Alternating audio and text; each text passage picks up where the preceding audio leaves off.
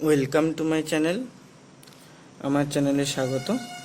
আমি আজকে দশম শ্রেণীর ভৌতবিজ্ঞানের তড়িৎ প্রবাহ রাসায়নিক বিক্রিয়া ইলেকট্রিসিটি অ্যান্ড কেমিক্যাল রিয়াকশন এর তড়িৎ বিশ্লেষণ পড়াবো বলে ওটা নিয়ে আলোচনা করব। তার মধ্যে আগের দিন পর্যন্ত আমি যেটা পড়িয়েছি সেটা হচ্ছে জলের তড়িৎ বিশ্লেষণ। এবার আমি কিছু পদার্থের কিছু তড়িৎ বিশ্লেষ্য পদার্থের তড়িৎ বিশ্লেষণটা বলবো। প্রথমে আসি আজকে, সেটা হচ্ছে সোডিয়াম ক্লোরাইডের জলীয় দ্রবণের তড়িৎ বিশ্লেষণ। NaCl এর জলীয় দ্রবণ, আগের দিন আমি গলিত NaCl এর বলেছিলাম, NaCl এর জলীয় দ্রবণের তড়িৎ বিশ্লেষণটা দেখব।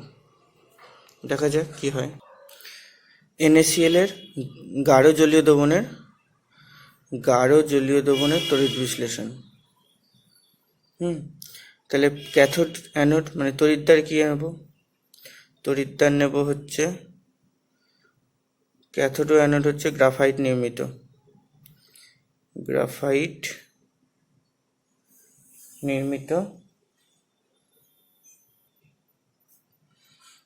তড়িৎদ্বার।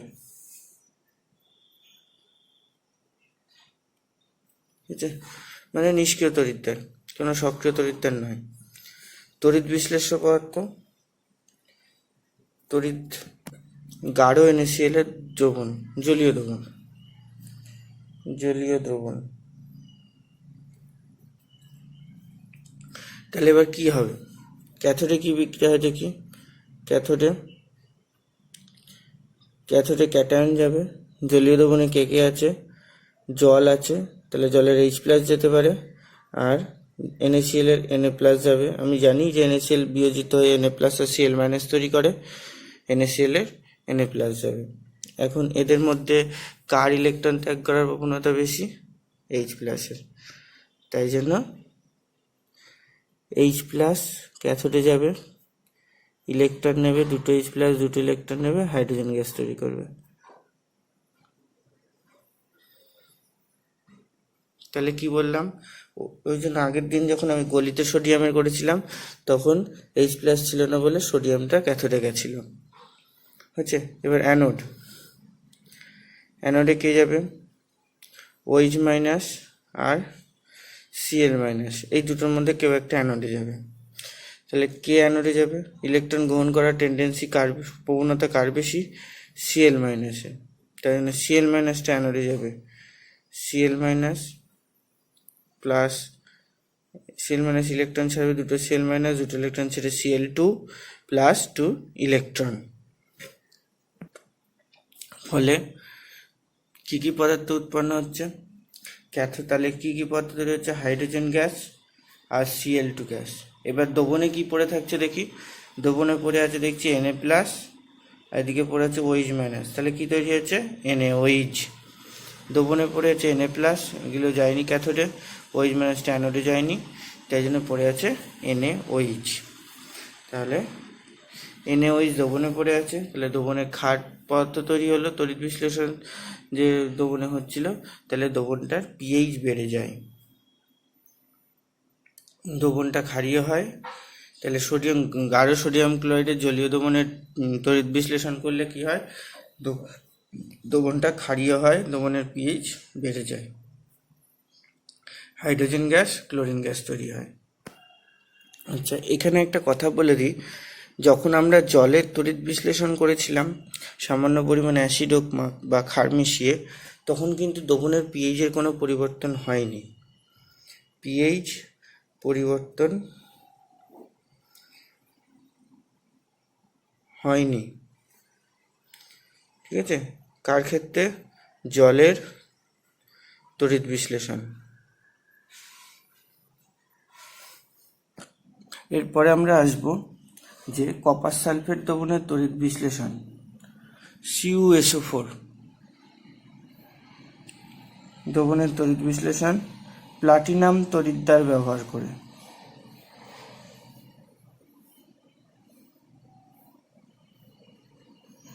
প্লাটিনাম তড়িৎদ্বার। তাহলে এখানে দেখেই বলতে পারছি তড়িৎদ্বার দুটো কি হবে, ক্যাথোড ও অ্যানোড। ক্যাথোড ও অ্যানোড কি হবে, প্লাটিনাম, পিটি তড়িৎদ্বার হবে, পিটি ইলেকট্রোড হবে। ক্যাথোড আর অ্যানোড যে ক্যাথোড ও অ্যানোড যে ইলেকট্রোড দুটো হবে সেটা platinum electrode. Platinum electrolytic solution কি হবে, তড়িৎ বিশ্লেষ্য দ্রবণ, সেইটা হবে হচ্ছে CuSO4 এর জলীয় দ্রবণ, অ্যাকোয়াস সলিউশন অফ CuSO4। এবার দেখি ক্যাথোডে বিক্রিয়াটা কি হবে। ক্যাথোডে কে কে যাবে, জলীয় দ্রবণ বলেছি, জলীয় দ্রবণ বললাম CuSO4 এর। তাহলে ক্যাথোডে কে যাবে, CuSO4 থেকে Cu2+ যাবে আর জল থেকে H+ যাবে। এখন কার বিজারিত হওয়ার প্রবণতা বেশি, Cu2+। জলের H+ এর থেকে Cu2+ বিজারিত হওয়ার প্রবণতা বেশি, তাই এটা Cu2+ বিজারিত হবে, দিয়ে ধাতব কপার তৈরি করবে। আচ্ছা, আমরা কি করে বুঝবো বিজারিত হওয়ার প্রবণতা বেশি? কেন, এটি কপারটি তড়িৎ রাসায়নিক শ্রেণীতে হাইড্রোজেনের নিচে আছে। আমরা যদি তড়িৎ রাসায়নিক শ্রেণীর সিরিজটা দেখি তাহলে সেখান থেকেই আমরা এটা বুঝতে পারবো যে কোন ধাতুটা ক্যাথোডে যাবে, কোন আয়নটা ক্যাথোডে যাবে, ক্যাথোডে গিয়ে বিক্রিয়া করবে, কোন ক্যাটায়ন, অনেক কটা ক্যাটায়ন থাকলে কোন ক্যাটায়নটা ক্যাথোডে গিয়ে বিক্রিয়া করবে, অনেক কটা অ্যানায়ন থাকলে কোন অ্যানায়নটা অ্যানোডে গিয়ে বিক্রিয়া করবে, অ্যানোডে গিয়ে জারিত হবে আর ওটা ক্যাথোডে গিয়ে বিজারিত হবে। এটা আমরা তড়িৎ রাসায়নিক শ্রেণী থেকে বলতে পারবো। আমরা যদি তড়িৎ রাসায়নিক শ্রেণী দেখি তাহলে বুঝবো যে কপার ধাতুটা হাইড্রোজেনের নিচে আছে। হাইড্রোজেনের নিচে আছে মানে ওটির বিজারণ মানে জারণ করার ক্ষমতা বেশি, তাই জন্য নিজে তাড়াতাড়ি বিজারিত হতে চায়, তাই জন্য এটি হাইড্রোজেনের থেকে আগে ক্যাথোডে গিয়ে কপার ধাতুকে মুক্ত করবে। এবার আমি আসি অ্যানোড, এটা বোঝা গেছে তাহলে। এবার আসি আমি অ্যানোডে কি বিক্রিয়া হচ্ছে দেখি। অ্যানোডে তাহলে যাওয়ার মতো কে আছে, জল থেকে আসছে OH- আর SO4 2-, ঠিক আছে। এবার এইরকমভাবে একই ব্যাপার তড়িৎ রাসায়নিক শ্রেণীতে দেখা গেছে যে OH- এর ইলেকট্রন ত্যাগ করার প্রবণতা অনেক বেশি। তাহলে OH- থেকে কি তৈরি হবে, OH- থেকে তৈরি হবে অক্সিজেন, ঠিক আছে। OH- থেকে জলের যে OH- সেখান থেকে তৈরি হচ্ছে অক্সিজেন প্লাস ইলেকট্রন 2s2, ঠিক আছে। এই হচ্ছে বিক্রিয়া। তাহলে অক্সিজেন তৈরি হচ্ছে, তাহলে অ্যানোডে তৈরি হচ্ছে অক্সিজেন, ক্যাথোডে তৈরি হচ্ছে কপার ধাতু, ক্যাথোডে কপার ধাতু। আর তড়িৎ বিশ্লেষ্য রূপে তাহলে কে কে পড়ে থাকছে, এখানে পড়ে থাকছে H+, আর এখানে পড়ে থাকছে SO4 2-। তাহলে তড়িৎ বিশ্লেষিত পড়ে হচ্ছে H2SO4 তৈরি হচ্ছে, তাহলে এটা আম্লিক, তাই জন্য জলীয় দ্রবণ আম্লিক হয়। কপার সালফেটের তড়িৎ বিশ্লেষণ করলে জলীয় দ্রবণ আম্লিক হয়, আম্লিক হলে pH কমে যাবে। প্লাটিনাম তড়িৎদ্বার ব্যবহার করে কপার সালফেটের তড়িৎ বিশ্লেষণ করলে জলীয় দ্রবণ আম্লিক হয়, ফলে জলীয় দ্রবণের pH কমে যায়। আমরা কি জানছি তাহলে আরেকবার বলে দিই, H2SO4টা কি অ্যাসিড, আম্লিক মানে অ্যাসিড, তাই জন্য এটা pH কমে যায়, ডিক্রিজ করে, ঠিক আছে। এখানে যেমন NOH তৈরি হয়েছিল এই তড়িৎ বিশ্লেষণটায় NaCl এর গাঢ় জলীয় দ্রবণের, তাহলে জলীয় দ্রবণের pH বেড়ে গেছিল, যেহেতু NOH হচ্ছে একটা বেস, অ্যালকালি, ক্ষার, ঠিক আছে। হ্যাঁ, এরপরে আসছি যে কপার সালফেট দ্রবণের তড়িৎ বিশ্লেষণ কপার তড়িৎদ্বার ব্যবহার করে, electrolysis of copper sulphate aqueous solution using copper electrodes, ঠিক আছে। তাহলে তড়িৎদ্বার তো বলেই দিলাম, ইলেকট্রোড হচ্ছে ক্যাথোড আর অ্যানোড দুটোই হচ্ছে কপার, মেটালিক কপার, ধাতব কপার নিয়ে ক্যাথোড আর অ্যানোড তৈরি করা আছে। দুটো কপার রড, কপার দণ্ড, ক্যাথোড ও অ্যানোড দুটোই। তড়িৎ বিশ্লেষ্য পদার্থ কপার সালফেটের জলীয় দ্রবণ, অ্যাকোয়াস সলিউশন। কপার সালফেটের জলীয় দ্রবণ, অ্যাকোয়াস না বুঝলে জলীয় দ্রবণ, কপার সালফেটের জলীয় দ্রবণ। তাহলে এবার দেখি ক্যাথোডে কি বিক্রিয়া হচ্ছে, অ্যানোডে কি বিক্রিয়া হচ্ছে। অ্যানোডে বিক্রিয়া দেখব। অ্যানোডে বিক্রিয়া দেখার প্রথমে বলি, এই যে আমরা তড়িৎদ্বারটা নিয়েছি কপার তড়িৎদ্বার, এটা হচ্ছে সক্রিয় তড়িৎদ্বার। কেন? এটা তড়িৎ বিশ্লেষণ করা হচ্ছে কপার সালফেটের, সেই তারই ধাতুর তড়িৎদ্বারটা নিয়েছি। আগের যেটা করেছিলাম সেটা ছিল নিষ্ক্রিয় তড়িৎদ্বার, বলেছিলাম প্লাটিনাম তড়িৎদ্বার ব্যবহার করছি, এটা নিষ্ক্রিয় তড়িৎদ্বার। কপার সালফেটের জলীয় দ্রবণে তড়িৎ বিশ্লেষণ করছি, ব্যবহার করছি প্লাটিনাম, রাসায়নিক বিক্রিয়া করবে না। তাছাড়াও প্লাটিনাম ধাতু সাধারণ অবস্থায় খুব একটা বিক্রিয়া করে না বললেই চলে। এবার অ্যানোডে কি কি যেতে পারে? অ্যানোডে যেতে পারে OH মাইনাস আয়ন, অ্যানোডে যেতে পারে SO4 2 মাইনাস আয়ন, এই দুটো যেতে পারে। ঠিক আছে, তাহলে অ্যানোডে গিয়ে এরা জারিত হবে, ইলেকট্রন ত্যাগ করবে।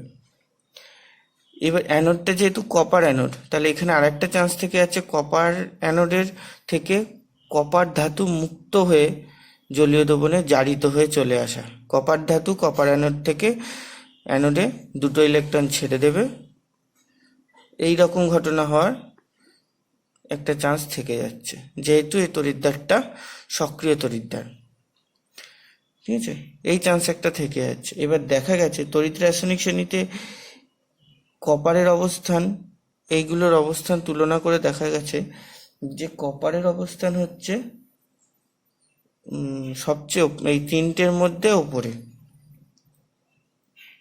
তিনটের মধ্যে কপারের অবস্থান হচ্ছে ওপরে। এই OH মাইনাস আয়ন থেকে অক্সিজেন, সালফেট আয়ন আর কপার, এই তিনটের মধ্যে কপারের অবস্থান হচ্ছে উপরে। উপরে মানে এর জারিত হওয়ার প্রবণতা বেশি। তিনটের মধ্যে তুলনা করলে বোঝা যাবে এর জারিত হওয়ার প্রবণতা কপারের বেশি। তাহলে কপার জারিত হওয়ার প্রবণতা বেশি মানে বিক্রিয়াটা এইটা হয়, কপার দণ্ড ক্ষয়ে যায়, অ্যানোডের কপার দণ্ড ক্ষয়ে গিয়ে কপার থেকে আস্তে আস্তে কপার দণ্ড থেকে কপার 2 প্লাস আয়ন জলীয় দ্রবণে চলে আসে। এবার আমি দেখব ক্যাথোড।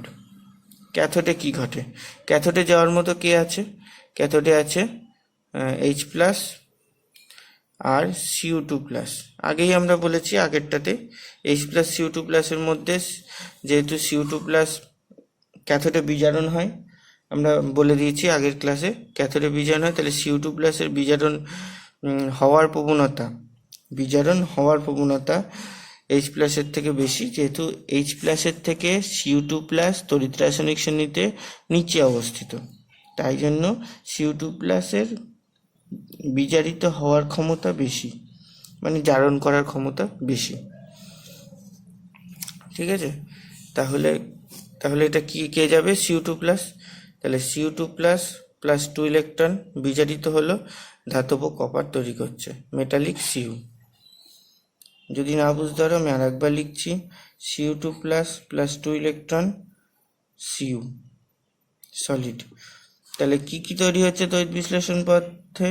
ক্যাথোডে তৈরি হচ্ছে কপার, ক্যাথোড কপারেরই ছিল, তাহলে কপার ক্যাথোডটা আস্তে আস্তে মোটা হতে থাকছে, ক্যাথোডে আরও কপার ডিপোজিট হচ্ছে, জমা হচ্ছে, তাহলে ক্যাথোড আরও মোটা হতে থাকছে। অ্যানোডে কি হচ্ছে? কপার দণ্ড থেকে কপার ক্ষয়ে জলীয় দ্রবণে চলে আসছে, ফলে অ্যানোডটা সরু হতে থাকছে, ক্ষয়ে যাচ্ছে।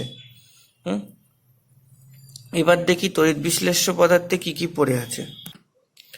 তড়িৎ বিশ্লেষ্য পদার্থ দেখা যাচ্ছে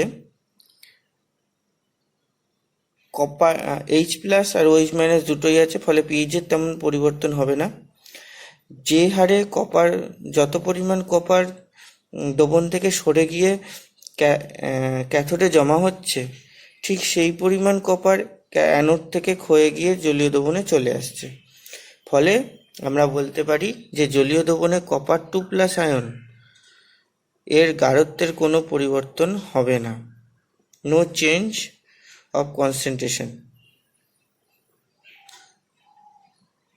কপার 2+1 কনসেন্ট্রেশনে কোনো চেঞ্জ হবে না। কেন? যে রেটে ও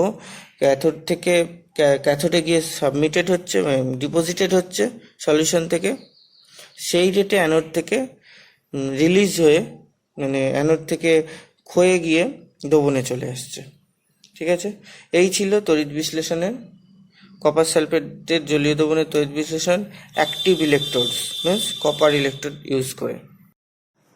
এরপরে আমরা দেখব যে তড়িৎ বিশ্লেষণের ব্যবহারিক প্রয়োগ, অ্যাপ্লিকেশন অফ ইলেকট্রোলিসিস। তার মধ্যে আসছে তড়িৎ লেপন, ইলেকট্রোপ্লেটিং।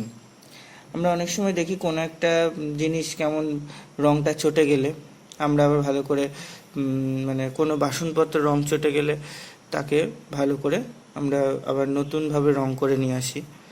রং করে নেওয়া মানে তো এতো দেওয়ালের রং করে নেওয়ার মতো না, এটা আসলে হচ্ছে একটা তড়িৎ বিশ্লেষণ পদ্ধতিতে ওর ওপরে ওই ধাতুরই একটা প্রলেপ দেওয়া হয়, যাতে করে মানে ওর উপরে একটা প্রলেপ দেওয়া হয় যাতে করে ওটাকে একটু চকচকে লাগে। অনেক ক্ষেত্রে আমরা সেম ধাতুর প্রলেপ না দিয়ে একটু বেশি চকচকে ধাতুর প্রলেপ দিই, যাতে করে বেশি আকর্ষণীয় মনে হয়। এই সমস্ত কিছু নিয়ে তড়িৎ লেপন। যেমন টিনের ওপরে জিঙ্কের প্রলেপ দেওয়া হয় টিনকে বাতাসের কাছ থেকে রক্ষা করার জন্য, যেটাকে আমরা বলি গ্যালভানাইজেশন। এটা ইলেকট্রোপ্লেটিং পদ্ধতিতে, তড়িৎ লেপন পদ্ধতিতে, তড়িৎ বিশ্লেষণ পদ্ধতিতে। তাহলে এবার আমরা দেখিয়ে আসি যে তড়িৎ লেপনটা উদ্দেশ্যটা কি। তড়িৎ লেপনের উদ্দেশ্য হচ্ছে, অ্যাকচুয়ালি তড়িৎ লেপনে কি করা হয় যে তড়িৎ বিশ্লেষণ পদ্ধতিতে অপেক্ষাকৃত কম সক্রিয় ধাতুর প্রলেপ দেওয়া হয়। কম সক্রিয় ধাতুর প্রলেপ বেশি সক্রিয় ধাতুর উপরে দেওয়া হয়। তার ফলে কি, যাতে করে বাতাসের, জলীয় বাষ্প, এই সমস্ত পরিবেশের যে ফলে যে ক্ষয় হতে পারে, ক্ষয়ে যেতে পারে সেই ধাতুগুলো, সেখানের থেকে, সেই সব রাসায়নিক বিক্রিয়ার হাত থেকে রক্ষা করা হয়। বেশি সক্রিয় ধাতু হলে সেগুলো বেশি ক্ষয়ে যাবে, তাড়াতাড়ি রাসায়নিক বিক্রিয়া করবে, তাই তার উপরে অপেক্ষাকৃত কম সক্রিয় ধাতু, যেগুলো একটু দেরি করে রিয়াকশন করবে, দেরি করে ক্ষয়ে যাবে, তাদের প্রলেপ দেওয়া হয়।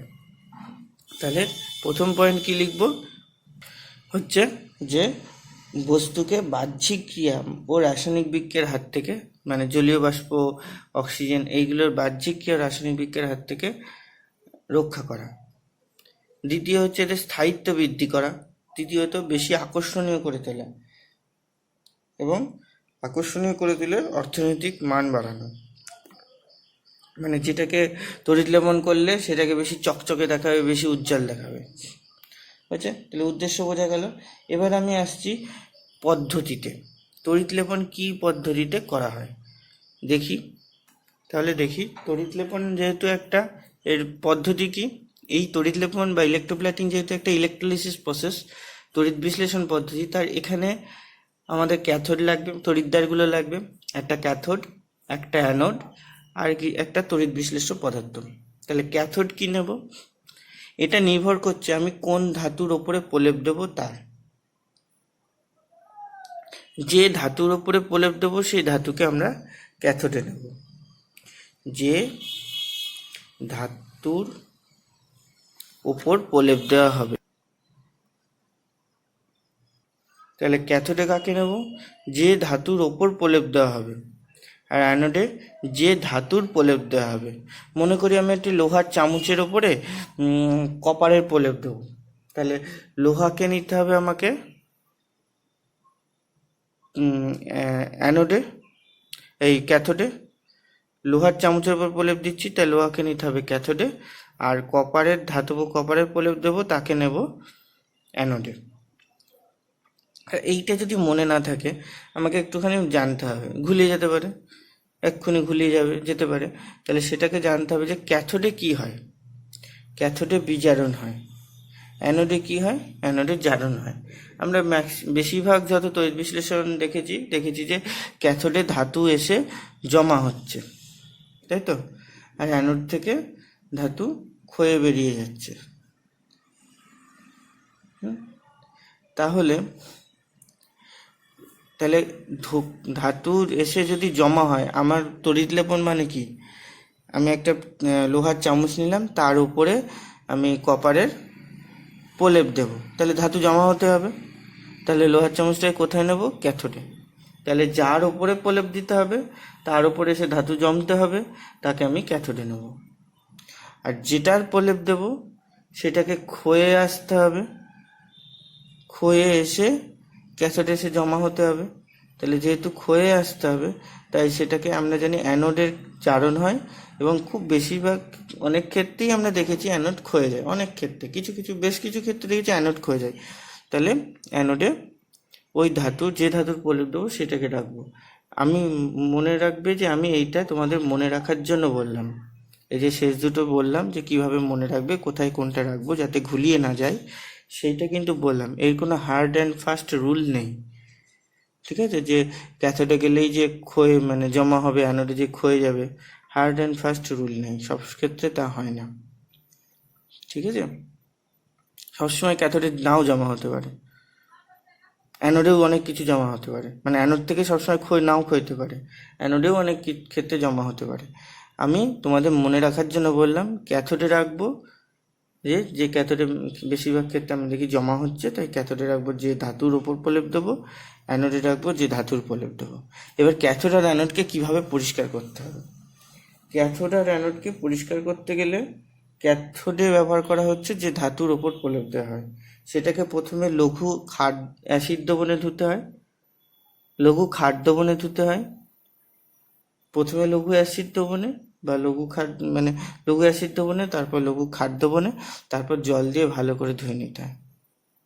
আমি উল্টোটাও করতে পারি, প্রথমে লঘু অ্যাসিড দ্রবণে ধোবো, তারপর লঘু ক্ষার দ্রবণে প্রথমে ধোবো, তারপর লঘু অ্যাসিড দ্রবণে, তারপর জল দিই।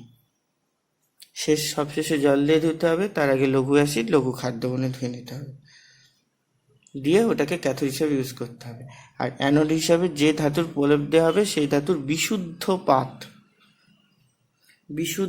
পাত নিতে হবে, বা দণ্ড।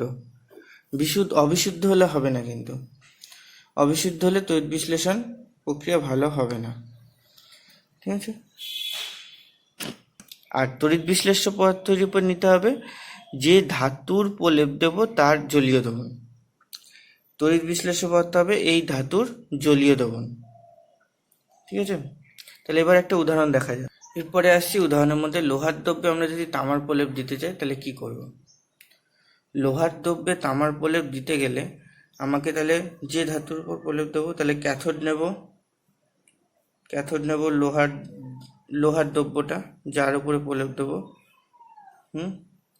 অ্যানোড নেব বিশুদ্ধ তামার পাত।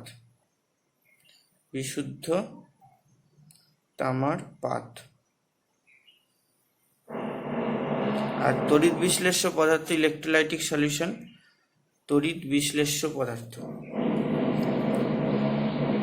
কপার সালফেটের জলীয় দ্রবণ হলো। প্রথম উদাহরণ হয়ে গেল।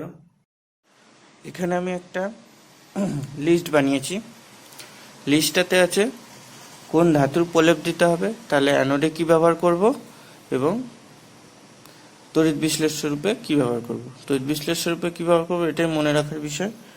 নিকেল ধাতুর যদি প্রলেপ দিতে যাই তাহলে বিশুদ্ধ নিকেল পাতকে অ্যানোডে নেব, তড়িৎ বিশ্লেষ্য রূপে নিকেল সালফেটের জলীয় দ্রবণ নেব। Nickel sulphate. যদি আমি সোনার প্রলেপ দিতে চাই তাহলে কি করব? হ্যাঁ, অবশ্য নিকেল সালফেটের সঙ্গে সামান্য বোরিক অ্যাসিড মেশাতে হয়,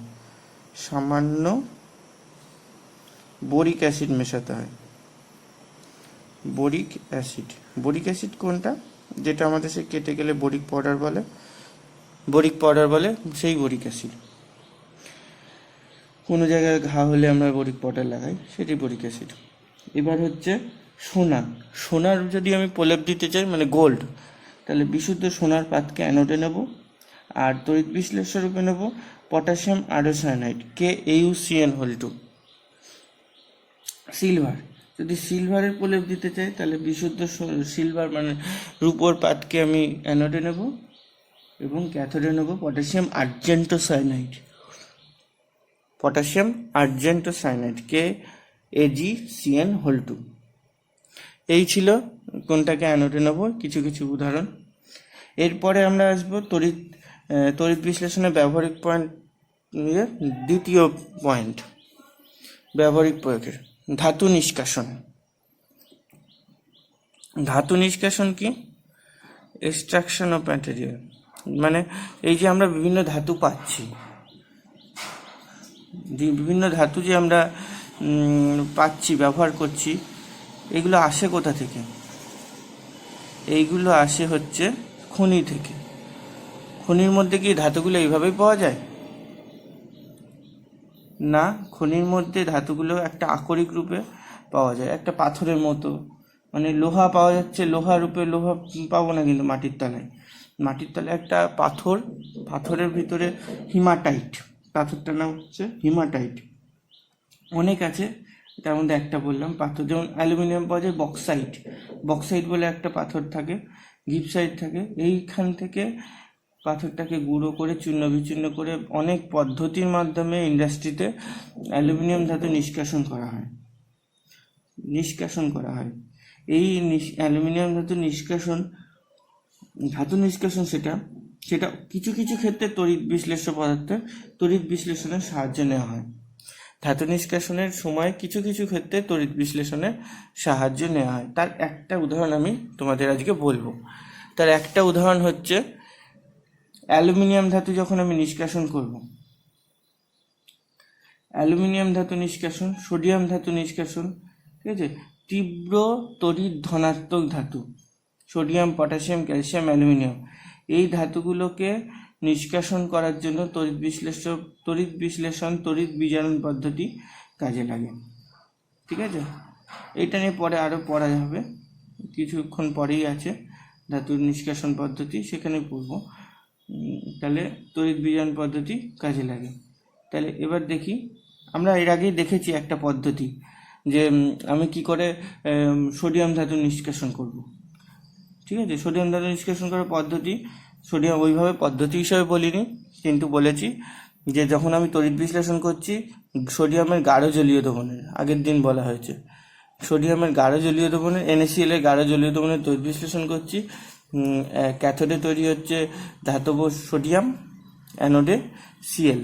তাহলে ক্যাথোডে যে ধাতব সোডিয়াম তৈরি হচ্ছে, তার মানে সোডিয়াম ধাতু নিষ্কাশন হয়ে গেল। ওইটাই হচ্ছে সোডিয়াম ধাতু নিষ্কাশনের পদ্ধতি। এবার আমি আজকে উদাহরণ বলছি অ্যালুমিনিয়াম ধাতু নিষ্কাশন।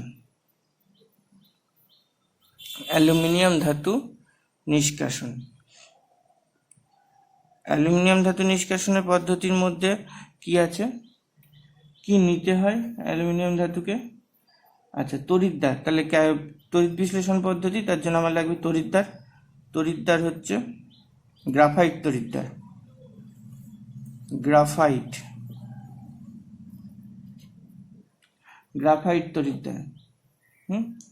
এবার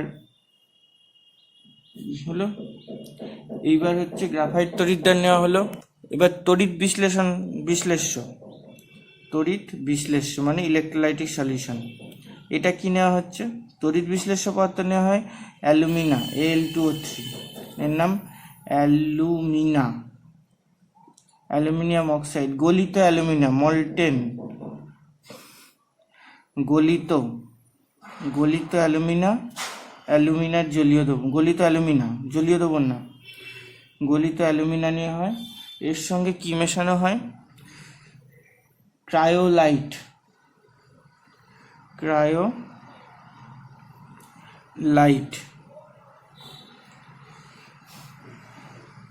AlF3NAF, ক্রায়োলাইট। আর কি মেশানো হয়? এর সঙ্গে আরো মেশানো হয় ফ্লুওস্পার,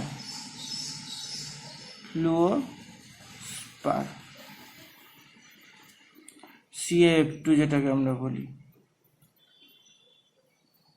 ঠিক আছে।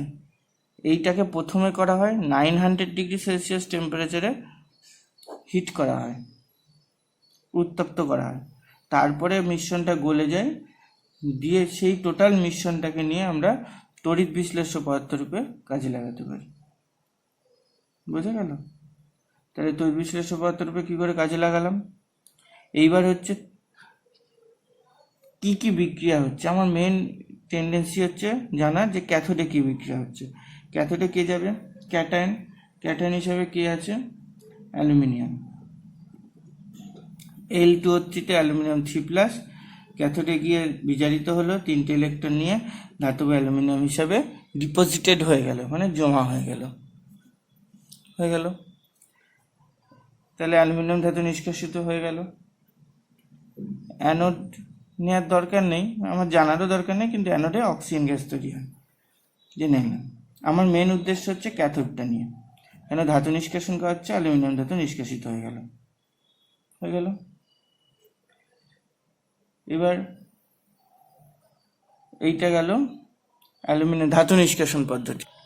তাহলে এই ছিল তোমাদের এই চ্যাপ্টারের অংশ, মানে যেটা ধাতু তড়িৎ বিশ্লেষণ এবং তড়িৎ প্রবাহ ও রাসায়নিক বিক্রিয়া, তার মধ্যে তড়িৎ বিশ্লেষণ।